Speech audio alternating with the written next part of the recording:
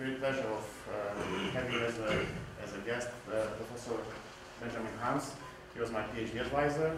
He got his PhD at Florida State University in Tallahassee, and then a short postdoc at Tallahassee, and then he got a permanent job at the University of Alabama. I think we all dream of getting a permanent job just after a PhD and a short postdoc. And he's going to give a talk about the model of dark energy, inflation and black holes, and the work was done with Dr. Peter Biermann, who probably you already know. He was in Bucharest a couple of times. And so.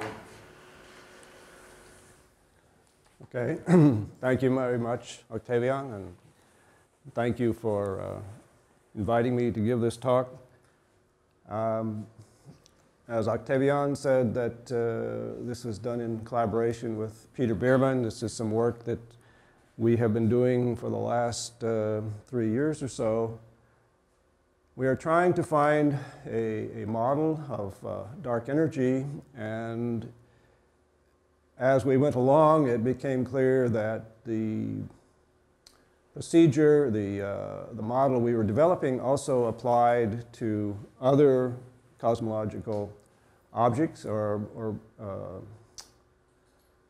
events such as inflation and black holes. So we already have some history of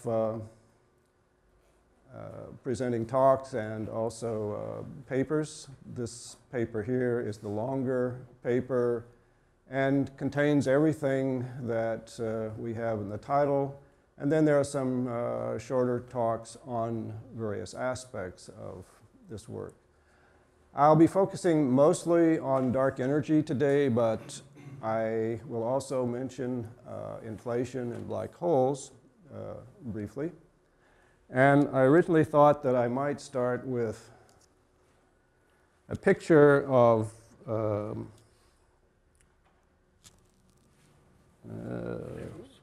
this one, okay, of Alabama, because most people don't know where Tuscaloosa, Alabama is, but since one of our graduates is right among you, then I assume that you've already told them and shown them where it is. So this is an outline of the talk. First of all, some motivation for why we want to do this, a description of our model, a discussion of how it applies to dark energy, and then more briefly, how it applies to inflation and to black holes, and then how one might measure this or test this model experimentally. And then I'll also draw some conclusions. So one of the great mysteries, one of the hot topics of current physics research is the attempt to explain what dark energy is, the observation that the universe is not only expanding but accelerating. And there are no really strong models for what this might be. So we began with the idea that it must somehow be related to the gravitational waves, which are generated when supermassive black holes, oops, sorry, wrong one. How do I get rid of that?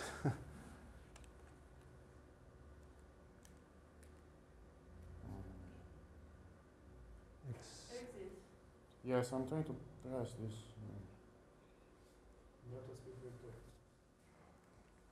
Ah, it's okay. I'll try to keep my finger off it. The gravitational waves that we are discussing are generated when supermassive black holes, which began forming in our model at a redshift of about 50, which is about 1 billion years after the start of the universe,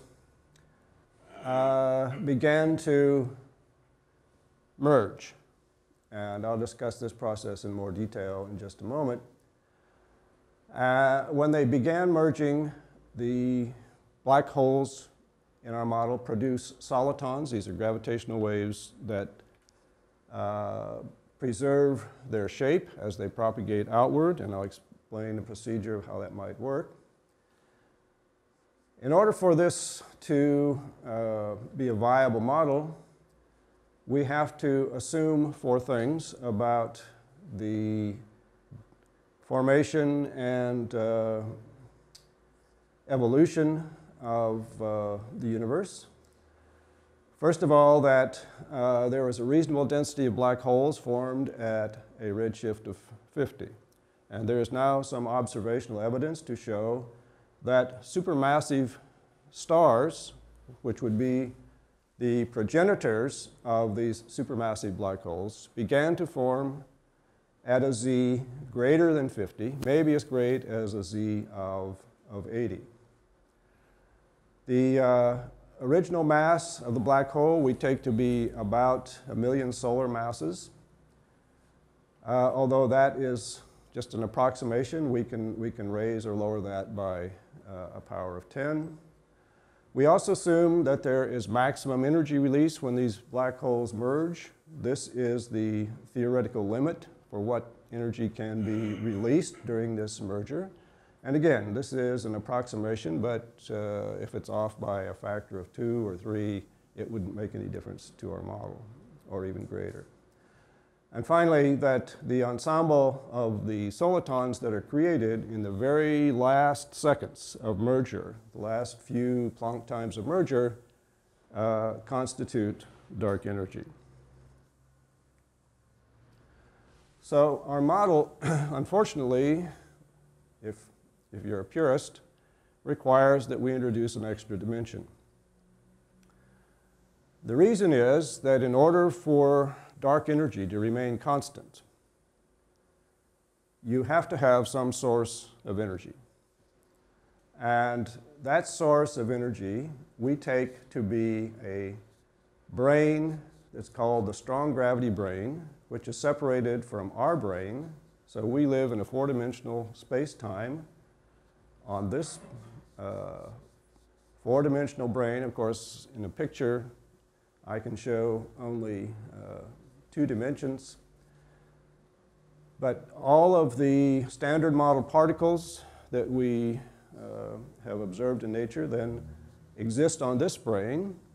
Only gravity can propagate from the strong gravity brane here, which is composed of gravitons at the maximum energy, that is the Planck mass, or Planck mass times c squared. This is, of course, not a new idea with us. This is a rather standard picture in particle physics.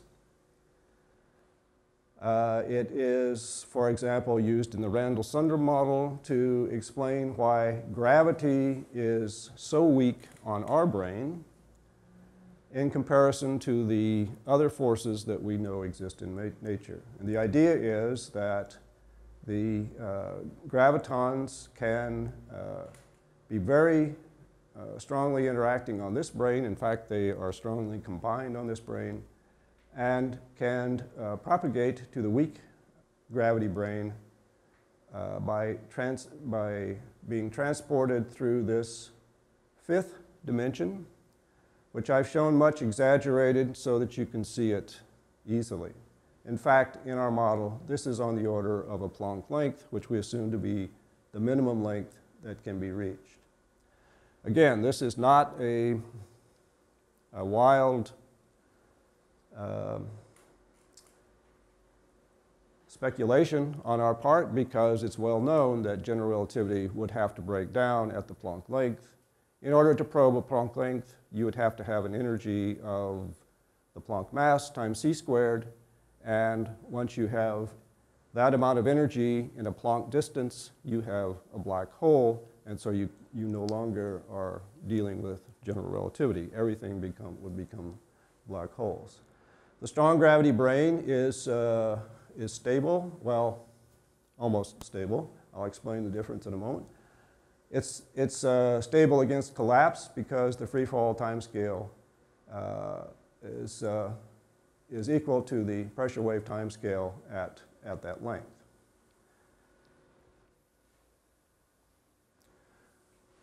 So the idea is then that at a z of about 50, the first supermassive black holes produced a coherent burst of soliton-like gravitational waves because of the mergers of these black holes.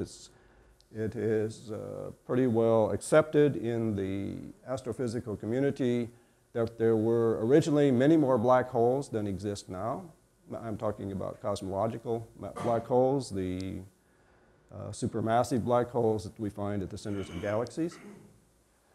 And the energy density that would result from these then is given by multiplying by the number density of black holes at z equals 50, which I labeled just with a 0 here, times the average mass of each black hole, times a scale factor to allow for the expansion of the universe. So we have that much energy to play with. All right, so how does our model explain or account for the constant value of the background energy density that is observed in nature, the so-called dark energy? Our model is based on the idea of stimulated emissions of gravitons by the shells that are produced in these, in the formation of these gravitational solitons. And like any stimulated emission process, if you start with one, you stimulate a second one by perturbing the background, in this case, the strong gravity brane. That produces 2, those 2 then produce 4, and so on. A metric which will describe the space that's inhabited by the 2 branes is approximately given by this expression here. And you'll notice that there is a time dependence on the dt squared term. This is coordinate time. There's also a dependence on the 5th dimension, which I've labeled u. These coordinates here, the ones labeled with a sub I, are the coordinates on either brane, that is either the strong gravity brane or the weak gravity brane, just depending upon what value of u that we have. And of course, this again is the 5th dimension. This metric describes a strong gravity brane which is shrinking because it's giving up energy, albeit very slowly. And it describes a brane when u equals 0. That's our brane, the TeV or standard model brane, which is increasing in size due to this factor here. This is not an exact solution of Einstein's equations because it does not satisfy the covariant derivative of the stress energy tensor being equal to 0 on the strong gravity brane. It does, however, satisfy that condition on our brane, that is when u is equal to 0. The parameters here are th is the Hubble time, L is the Planck length, and as I said, u is the coordinate in the 5th dimension. So the energy is supplied by the strong gravity brane, and the increase in dark energy then arises because of the large number of soliton fronts that are created by the merger of these black holes. We know that the merger of the black holes is going to strongly distort space. It has to shed a lot of energy and entropy when these black holes merge, not to mention angular momentum. And the distortion of space-time must be very large, especially during the final stages of the merger. So during the final stages of the merger, these solitron fronts are created, and each soliton front then carries a fair amount of energy given by this expression here. And again, this is an approximation. We simply used the maximum allowed energy that can be shed during this merger for ease of calculation, but we can alter this. I should mention that the theory, the model I'm presenting today is not based on a fundamental mathematical foundation, that this is a heuristic model that we're using to try to see if it makes sense to use gravitational solitons as the explanation for dark energy. So the rate at which energy is transferred from the strong gravity brane to our brane can be determined from the Boltzmann equation on a Friedmann-Robertson-Walker background. So in the case that there is no dark energy, of course, the universe is expanding, and then that's described by the Friedmann-Robertson-Walker metric, which is a time-dependent metric. You can write the Boltzmann equation in terms of the scale factor that occurs in the Friedmann-Robertson-Walker metric. That's R of t here. Its time derivative, the momentum of each of the gravitational waves or solitons, and the solution of this equation is this script n, which is the number of states between, the number of allowed states between a momentum of k and k plus dk. The constant kappa that occurs here contains one of the unknowns of the theory. It is obtained from the amplitude m for the emission of a quadrupole, because of course gravitational waves are quadrupoles, they're spin 2. The emission of a quadrupole from the background. But as I said, we do not have a fundamental mathematical theory that we can use to calculate this. And so we simply combine this into a single term that we call kappa, or in terms of the scale factor r and a constant kappa 0, it can be written like this. You notice that on the right-hand side that there is an n squared term. This is typical of stimulated emission. And this equation can be solved analytically by making a couple of coordinate transformations. First of all, the momentum is rescaled and called k tilde by dividing through by the scale factor. And that converts this equation up here into this equation.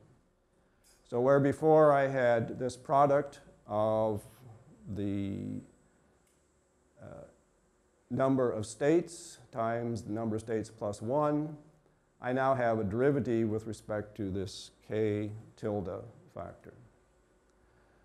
This can then be further simplified or recast by changing from the momentum of the gravitational wave into the frequency, nu naught. That's the frequency of the wave at emission. To solve the equation, it is more convenient to introduce these dimensionless parameters, which are given in terms of the frequency, nu 0. H, of course, is the Planck constant. Kb is the Boltzmann constant. And T0 is the initial temperature of the gas. Y is an integral over that term that we called K0. And the thing to note here is that it is T-dependent. When you solve the equation for n, you get an expression that is similar to the Planck distribution. However, this quantity x is not quite what you would get for a Planck distribution. It contains this additional parameter y. So if y is equal to 0, then you just get the ordinary Planck distribution. But y is time dependent, and y will eventually grow to be on the order of x squared. When that happens, this Planck-like distribution becomes much more steep and allows for the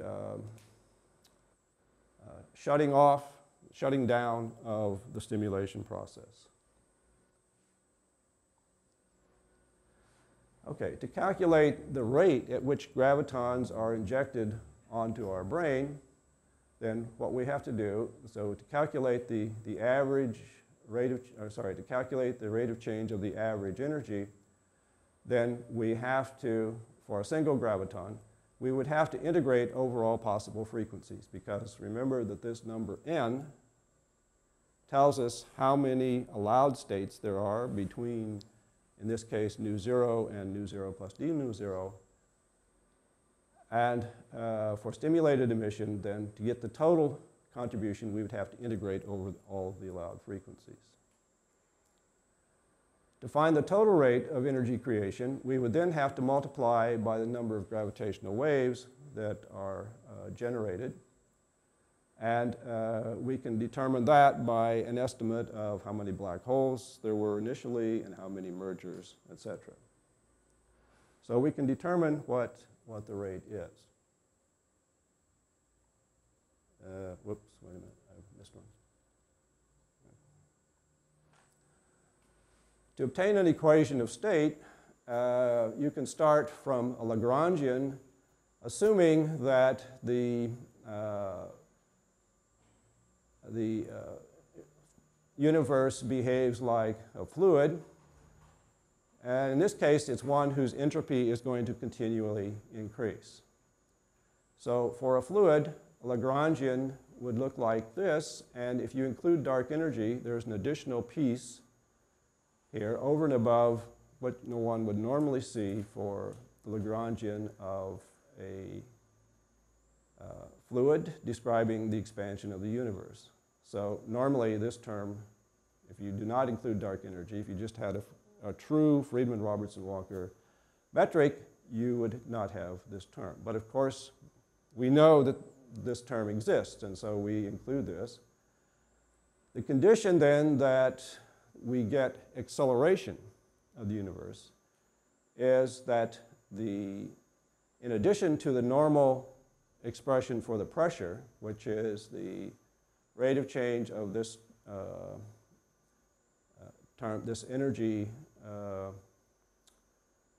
of the fluid, the internal specific energy of the fluid, E, the rate of change of that with respect to the energy density would being equal to the pressure over rho squared. We also require that the rate of change of that energy with respect to the dark energy density is the negative of this,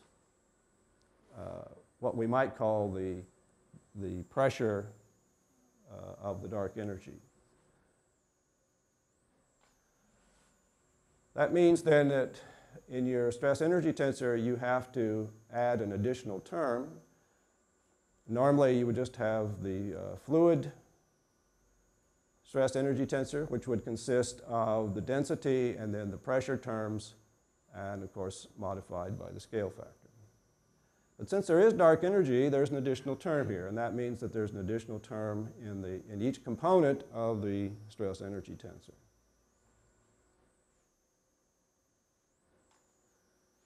The conservation relations then require that the covariant divergence of that stress energy tensor be 0. And in terms of the quantities that we have have obtained from the Lagrangian, it looks rather complicated like this. There are a fair number of terms here. However, we can simplify that somewhat. And I might just add that the pressure terms, or rather the gradient of the pressure terms, are given by the spatial components. So setting, instead of for nu, this free index up here equaling 0, which is a time-like index, we get this expression. For the space-like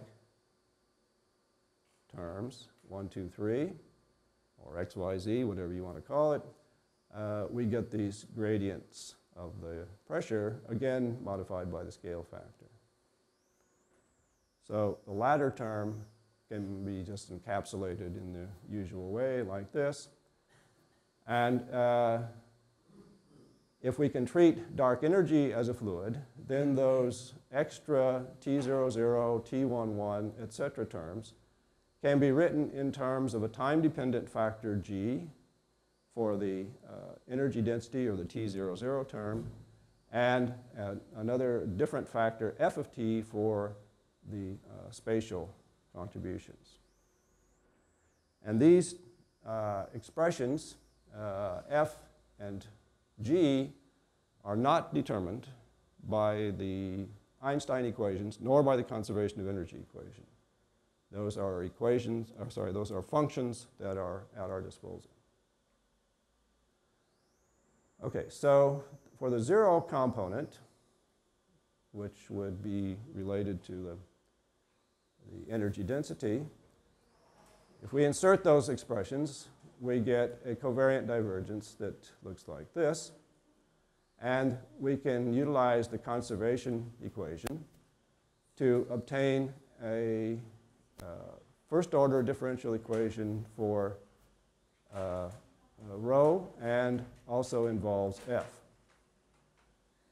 This can be rewritten in this form.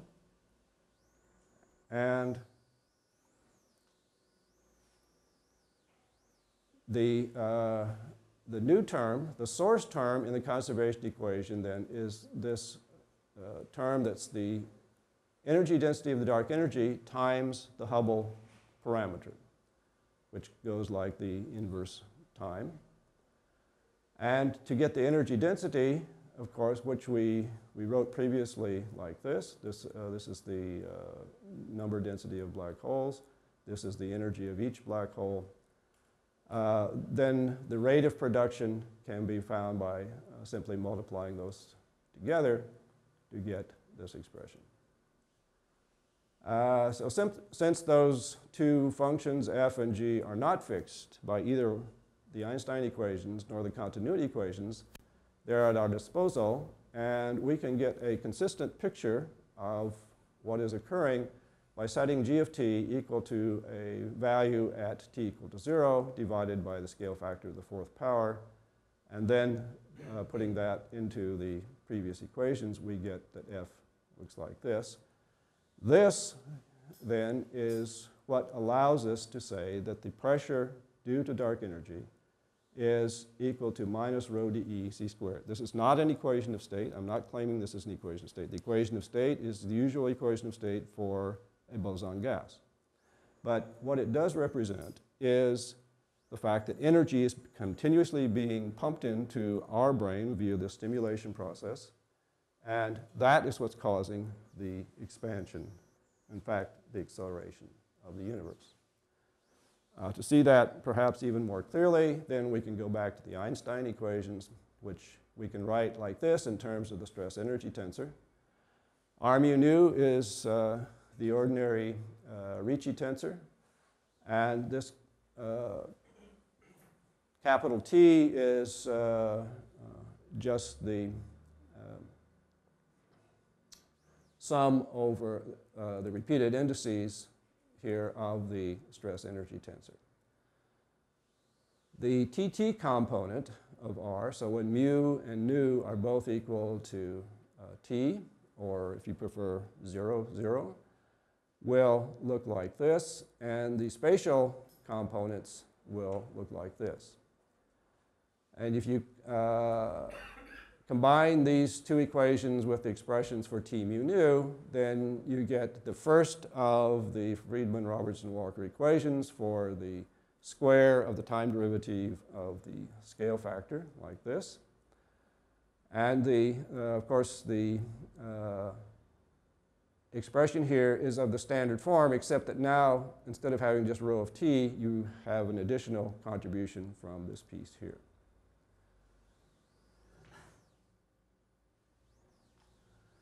The acceleration equation then is written like this. And again, this is the standard form that you would get from Friedmann, Roberts, and Walker. And this piece is the contribution from dark energy. Notice that this is a plus sign, whereas this is a minus sign. And it is this term then that gives rise to the acceleration. The equation of state, as I said previously, is given by this. That's the usual expression for a boson gas. But the other term gives an apparent negative pressure. And I won't call that an equation of state because it's not what we normally think of as an equation of state. But notice that it does have a factor of -1 in front. This is the agreed upon value for the term that is normally called W in here. It is now observationally measured fairly accurately to be -1. Okay, well, this same process applies not only to dark energy, but to inflation. In our model, there is no Big Bang.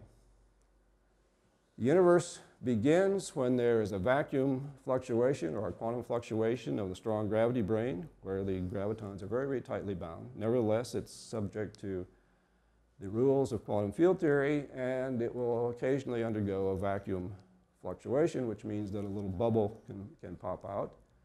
When that happens, that graviton which is formed can stimulate emission from the background to get 2, and those 2 can make 4, and so on up. That gives, as you'll see, an exponential growth, because if the universe has a size given by some number n of Planck lengths, and this number n is dependent upon the initial value, which in our case is 1 graviton times the scale factor. In a 1D slice, at least, you can see that this is going to lead to n0 times 2 to the nth power. N is just the number of Planck times that we have in our system expanding. And that leads, in turn, to a scale factor, which is exponentially dependent upon the time, which we know is the way that inflation occurs. In our model, there is a minimum length of L Planck, and that length then will increase as the scale factor expands. In our model, the period of inflation is a little bit shorter than in the Big Bang theory. Instead of cutting off at 10 to the -44, I think ours cuts off at 10 to the -60. Nevertheless, it's within the limits of observability. And we can explain inflation. The thing that keeps inflation from running away in our case, you might say, well, what would keep the gravitons from continually flowing and the whole thing just blows up? What keeps it from expanding without limit, inflation going without limit, is that factor of y in the Planck distribution that we saw previously. Because when y gets large enough, and large enough means depending on the scale, it will make the Planck distribution steeper, and that will shut off inflation.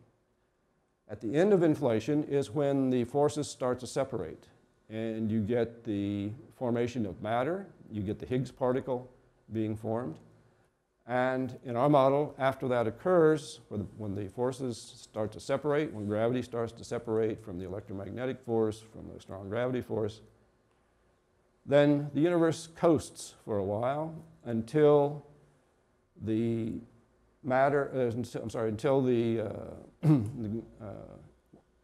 matter that's created at the end of inflation starts to coalesce and form the black holes, actually, first of all, the supermassive stars, which are the progenitors of the black hole, and then the black holes, and then the mergers of the black holes. The black holes provide another source of stimulated emission I'll talk about in just a moment, and then the universe starts to speed up again. As I said, we can apply this also to black holes, because black holes provide a surface that, much like the surfaces of these gravitons, these solitons that are emitting, are at what we call the critical density. In our case, in our model, all of those gravitons are on the surface of a shell which is just outside what would normally be called the horizon. In our model, there is not really a horizon because there's no interior to this. That's required because in our model, the most energy that a particle can have is the Planck mass times c squared. And all of those are along a shell that is along just above the horizon of what would be called a black hole. This is not, again, a revolutionary statement, as you might think, because there is now a great controversy, some of you probably already know, about whether or not particles can actually penetrate into a black hole. The point is that once a particle gets close to the horizon, which is a causal boundary, its energy increases to the point where it cannot any longer grow. It becomes the Planck mass times c squared. And there is what is some people call a firewall here. We call it a Planck shell because we actually came out before the firewall paper came out. And then we found out that there actually was somebody in England who came out with this idea even 2 years before we did. So this is consistent with current thinking, at least in some areas or some groups, about what the nature of a black hole is. This region in here, then, is not occupied by anything because any matter that would have been interior to that, say in the collapse of a star, is sucked back to this region by the strong gravitational field. And so everything is lying along this. That makes this a shell that is populated by gravitons of energy mp c squared. And those can probe the size of the extra dimension. We're separated from the brane by a Planck length, and in order to probe that distance, you have to have enough energy, mp c squared, in order to probe that. This surface has that energy and therefore can create, through stimulated emission, just like stimulated emission in a hydrogen atom where you have electrons in higher states. If you shine light of the proper frequency, you can stimulate it to emit light. Of course, it could also be absorbed, but in the case of the strong gravity brane, it's already at the maximum, so it can't absorb anymore.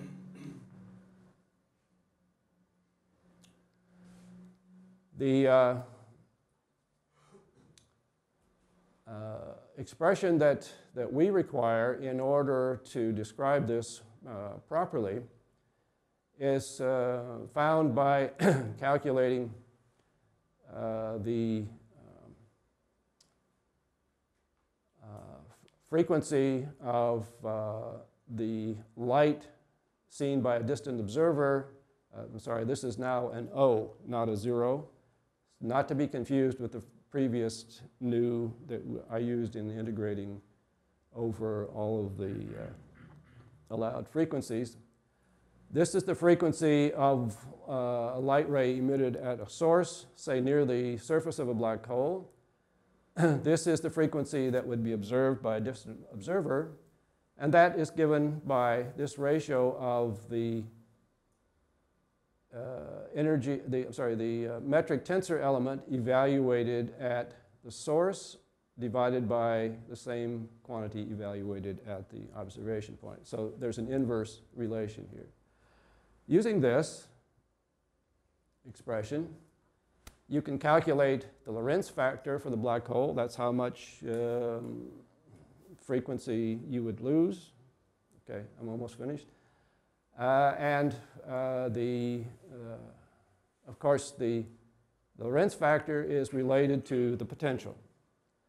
The potential can be written in terms of the distance between the observation point and the source, multiplied by a factor f, which we as an ansatz take to be a constant divided by r.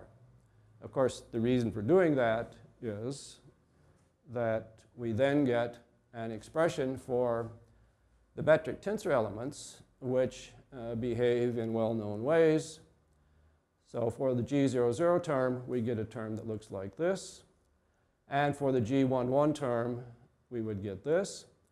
And this is what is known as a Reisner-Nordström type of metric with a charge. Of course, in our case, we don't have an electric charge, but we have a kind of charge which would be given by g times the mass of the black hole over c squared, the quantity squared, to give us gn times the charge, which I should have put quotes here, squared. This gives us the proper Lorentz factor that we need in order to explain the observational data. I think I'll skip that. This simply shows you that you do not have to use black holes in a static form. You can calculate the metric for a black hole in an expanding universe. This was done many years ago, back in the 1930s, by McVitie. And the expression has this form, but I think since I'm running a little short on time, I'll skip that. And with that metric, you can calculate at least semi-classically, what the rate of emission of the particles should be. It's not Hawking radiation.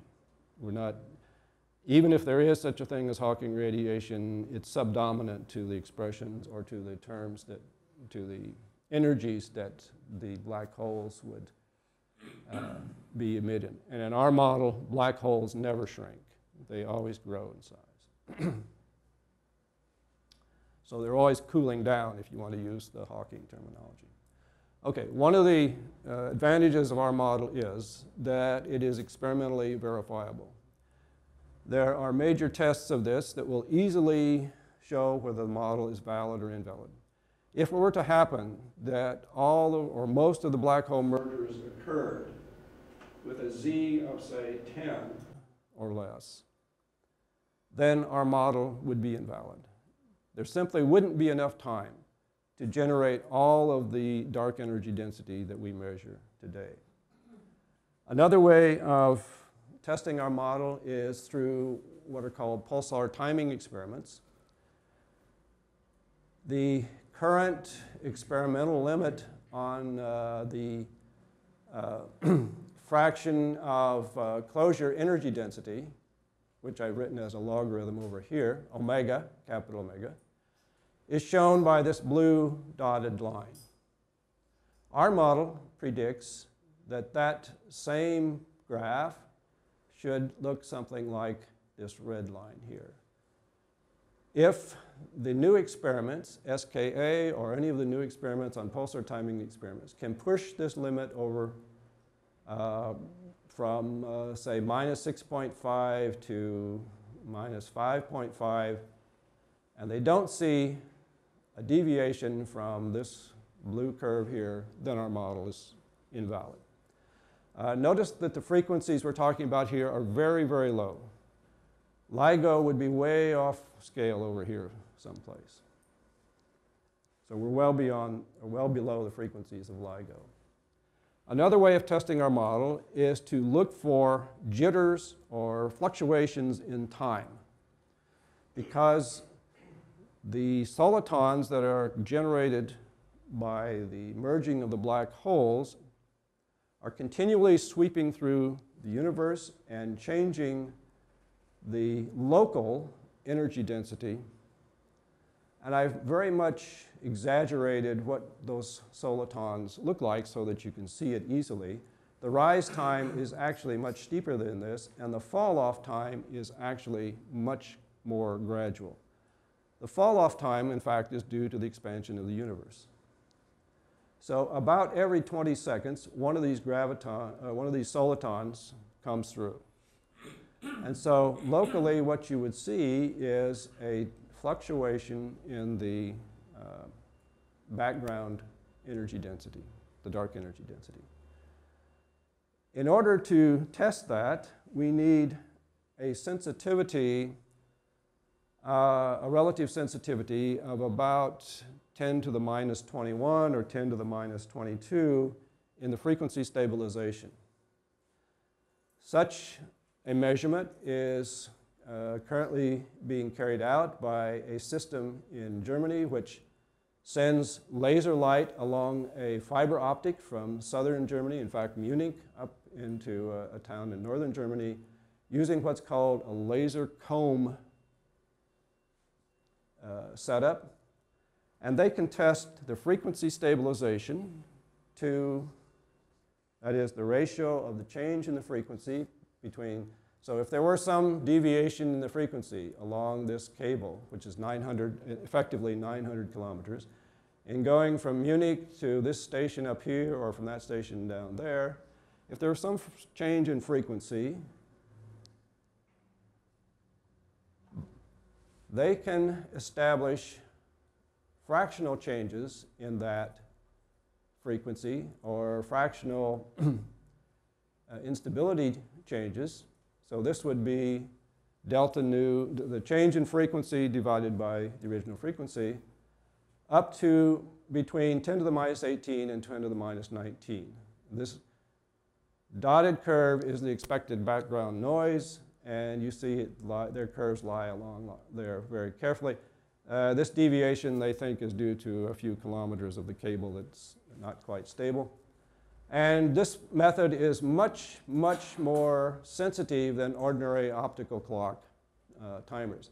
If this can be pushed down by 3 orders of magnitude, which they've been able to achieve, at least in the last decade, they've already improved this by that amount. If it can be pushed down by 3 more orders of magnitude, and this time jitter, this fluctuation in the background energy density is not seen, then our model is no good. Okay, so what would this mean if the model is good? Well, as I just said, if they're able to detect the time jitter in the signal, then that would be some signal of validity of our model as a source of gravitational waves as being dark energy. That would imply that maybe there's also some validity to our idea of the creation and expansion, initial expansion of the universe during the inflationary period.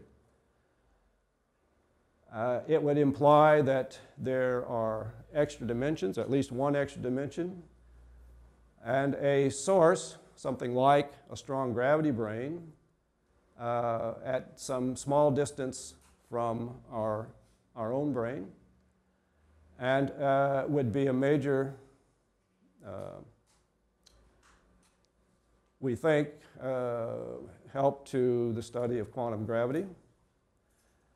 Our future extensions of the model are first and foremost to try to find a more formal mathematical description of the emission process. As I said, I had to hide the stimulated emission amplitude in terms of that Kappa term that we saw in the model, and that would be much more credible if we could find a formal mathematical expression for the description of the process. And we're working on other aspects of the model. We're always trying to find experimental tests of the model. So anybody who has any ideas on that, we welcome your input. Thank you very much.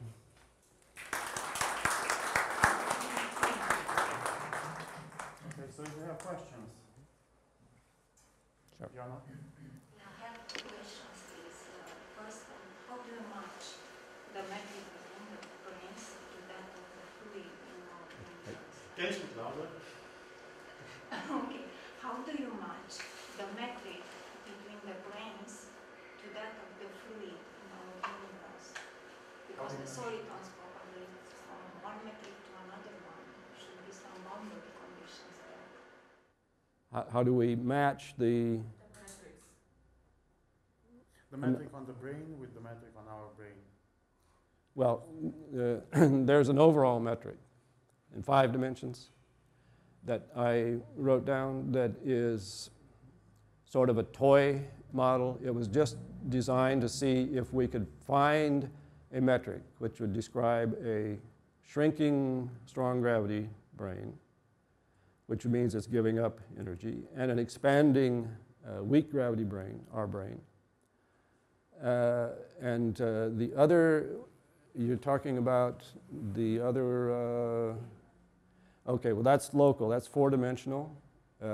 That's the requirement, sorry? No, we used a modified Friedman-Robertson-Walker metric, but we restrict it then to just our brane. So we don't attempt to do the 5-dimensional. It's very, very difficult to find exact solutions to the, as you probably know, to the Einstein equations. And so we do not attempt to, in fact, it's not an exact solution anyway, so we do not attempt to match that whole 5-dimensional metric. We just take a piece of it. We take the piece on our brane in order, I think maybe you're talking about when we're calculating the pressure, the equations of state. Yeah. So then we look at just a piece of that, because what we see on this brane is just, of course, 4 dimensions, and we see a metric that would look like Friedman-Robertson-Walker, except that it has this additional rho dE term in the Lagrangian, and then it propagates through to the Einstein equations. Is that? Remember, this is, I do not have an overall formal mathematical theory. It's very heuristic.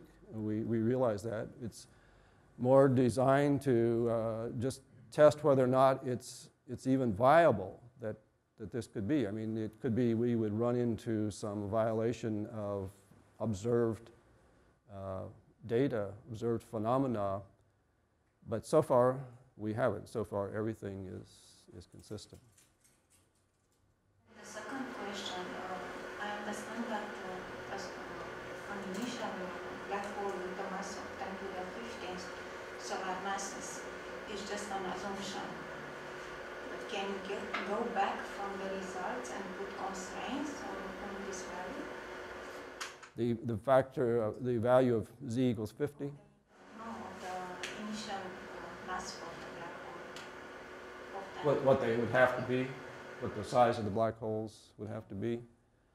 Well, it's input, so of course it's consistent. So we could, I mean, there is some variation there. If the z was, let's say, 30 instead of 50, or 60 instead of 50, it still works. It's only if it's much, much less than a z of 30 that we would run into problems. There simply wouldn't be enough time to generate all the observed dark energy density. But we do have some flexibility. As I said, those are approximate values. And there is some flexibility, but there are also some strong constraints on what it could be.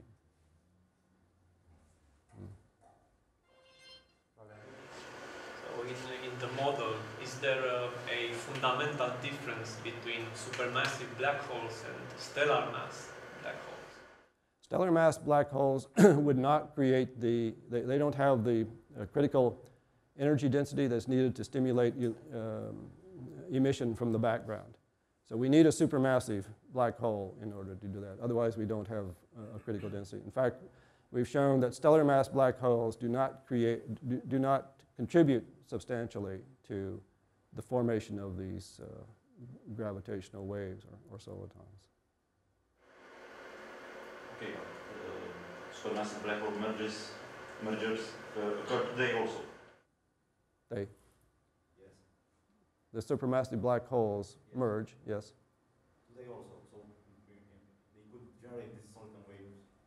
The supermassive black holes during the mergers generate the gravitational waves, yes. But this happens also today in our universe. Sure. But, okay. Yeah, Let's but yes, that's true. But most of them, okay, I'm not an astrophysicist, but this is where Peter Bierman and I sort of married. He's on the astrophysical side.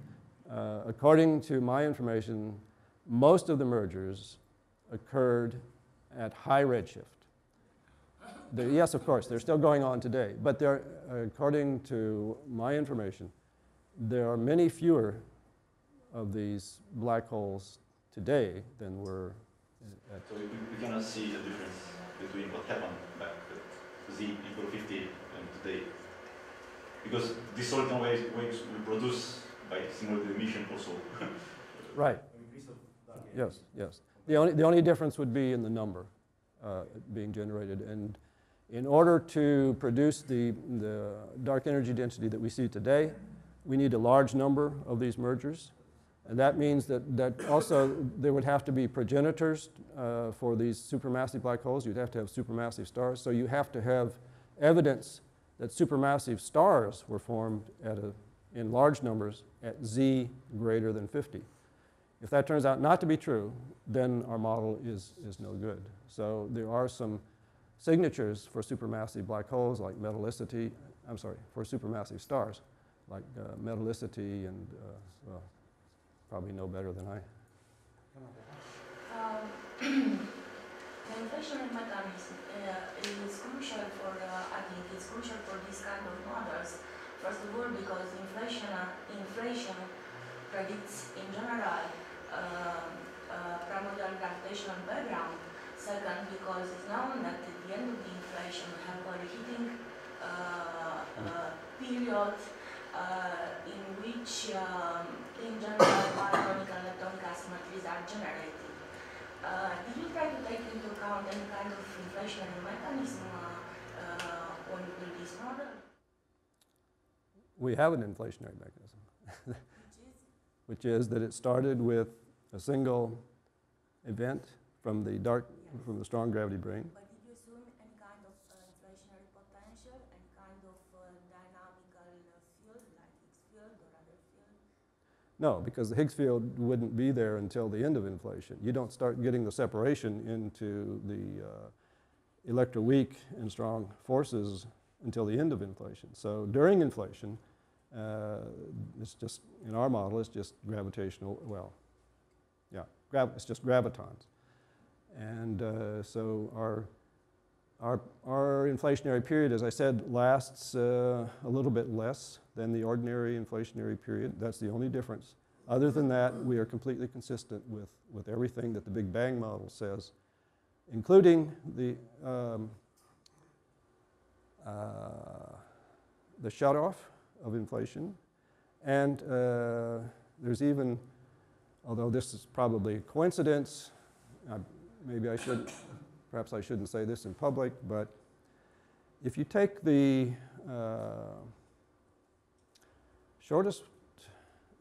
if you take the longest wavelength graviton that could appear in our universe today, and you project it back to the end of our inflationary period, the value of the energy of that graviton is 100 GeV, which is pretty close.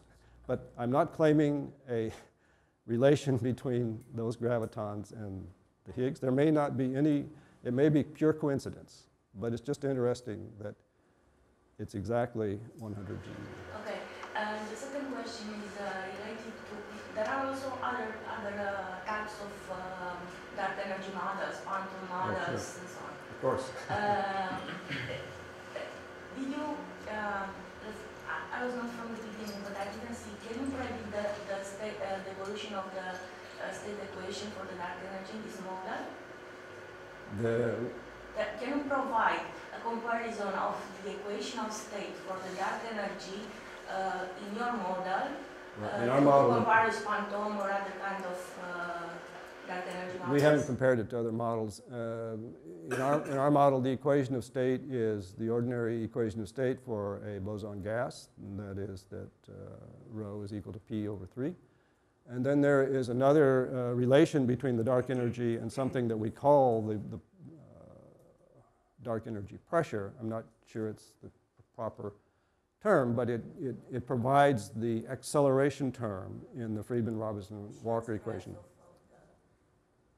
Yeah.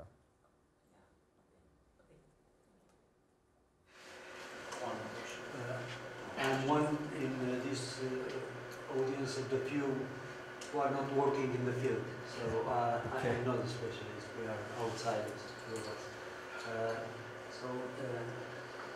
I was surprised at 3 moments, at least, in your talk. So don't be surprised by the naivety of my questions. Nevertheless, if you can clarify, that will be okay. First, you say that this is a heuristic model that is based on the massive production of solitons in emerging of the black holes. Yes. From the wave mechanics, we know that the solitons are rather special species, Yes. which are not created except in very special conditions too. So what are the premises to justify this massive production of relatively rare species of wave mechanics? This will be one. Okay. Let me say all of them, perhaps there is a link between them. Second, you said that if you consider the dark energy as a fluid with increasing entropy, and I stop here because increasing entropy means that you decrease complexity somehow. But this, no. Increasing entropy? If you what do you mean by decreasing the complexity? entropy increases, it means that you dissolve all the structures somehow. Yeah. But the solitons, you suppose that they don't interact, otherwise everything will be spoiled. So the structure is preserved. Moreover, at the small scale, it is perfectly structured. So this is to me somewhat contradictory. And the last observation concerns this borrowing of energy from the background. Probably this is a common notion in your theories, but to me this is only a way to postpone a non-balance of energy, throwing it on the shoulders of something else. These are my three problems. Okay, the answer to your first question is that we do not have, as I said, a fundamental mathematical theory, so we cannot derive these the shape or form of these gravitons from first principles. But we do know that gravitational solitons exist. There are solutions for gravitational solitons. And the fact that they could be born in the merger of these supermassive black holes, sure, yes, they could. So are the conditions fulfilled to the appearance of this very particular form? I think all you need is a condition in which you have a constant amplitude that's being propagated outward. So it's you're asking for a more detailed mathematical model than we have. As I said, it's heuristic. I can't derive it, but what we're saying is, if this is true, then we can explain. It's a reasonable yes, but so far, I don't see anything unreasonable about it. At least in my understanding of gravitational solitons and the works, the papers I've read on that, it's fully consistent with the production of gravitational solitons. Let's see. Yeah, well, let's see. The second question was entropy. Well, certainly the entropy of the universe is increasing, and this is exactly accounting for that by the creation of these gravitational waves. Moreover, you need to have information that's carried away from these black hole mergers, and the gravitational waves are an ideal way of carrying away this information. So you have, when you merge two black holes, you have to shed entropy. There's too much entropy. And furthermore, there's angular momentum, and there's information that must be carried away. And the generation of gravitational waves, I mean, even people who are not working in the area of dark energy would agree to this, that you have to have some mechanism for shedding angular momentum and entropy from the merger of black holes. And this is an ideal way of doing that. And the last one is, in a sense, you're right, that we are just postponing it. Nevertheless, it is, as I showed you, a prediction which can be tested. And if it were found to be true, then it would be evidence for a fifth dimension. If you say that, well, there is no dark brane, okay, then you have to come up with a source of energy. There must be, the fact that the energy density is constant as the universe expands means that the total energy content of the universe is increasing all the time. So where is it coming from? So you have to be able to explain that. There are other features of our model that I didn't go into that we can talk about later if anybody's interested. But so far, every test that we have been able to make has been consistent. And that's all we can require of a heuristic model. I don't have a fundamental model. We're working to try to establish a fundamental model. But the first stage was just to see, you know, it's kind of like doing a back of the envelope calculation. Is it even plausible? Is it even possible to find a way to describe dark energy via a mechanism like this? And if it is, maybe it's worth spending some more time on. And if not, we don't want to spend time working on things that are not useful. So, of course, we... Okay, so I guess we should thank Dr. Helms again. And before that, so he's going to be here these days, all this week. So if you have questions, just send me an email or stop by our office. And yeah, so thank you again. Thank you.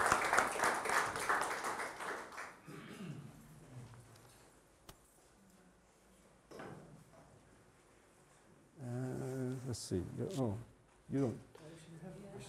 Okay, sure.